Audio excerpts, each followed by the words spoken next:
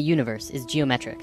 Whether it's people, trees, cats, planets, solar systems, stars, you name it.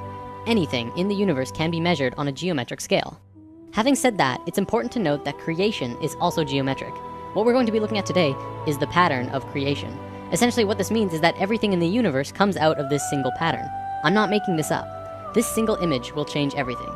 When I mentioned in lesson 5 that the ancient Egyptians and even more ancient civilizations knew about a deeper, basic understanding of the universe, this is the flower of life, and it is also the creation pattern of everything in existence.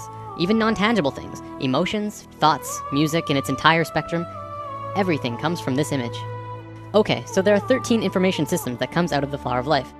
Today, I'm going to show you how physical reality can manifest itself, which is just one of the 13 systems. In future lessons, we will look at more. It's also important to note that at first it may not make sense. I ask that you do not choose immediately to shut this out, and just watch with an open mind, and try and see this in a new way. Also, I want to tell you that by learning about sacred geometry simply by observing, you are absorbing only a very minuscule amount of information. If you really want to learn more, you must begin to draw it yourself.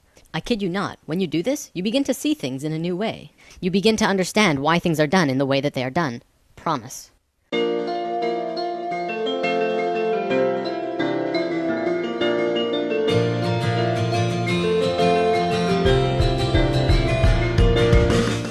The flower of life was known around the world in ancient times. It was found in Ireland, Turkey, Israel, Egypt, China, Greece, Germany, India, and Iceland. It's also been recorded to have been found in England, Tibet, Japan, Sweden, Lapland, the Yucatan, and I think 14 other places. This thing is everywhere. Not only that, but everywhere around the world it has the same name, the flower of life. Now, to understand the flower of life, first we have to talk about how it's formed. This could get incredibly complex, so I'll try and keep it simple.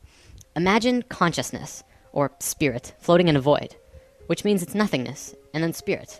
No physical body or mind, just spirit, and that's it. Then blackness, essentially nothing, all around the spirit, for infinite. Spirit decides to do something, so it expands its consciousness all around itself as far as it can go without moving. It creates a sphere around itself. This is the first circle in the flower of life. Then, spirit has an awareness of what's around itself in 360 degrees.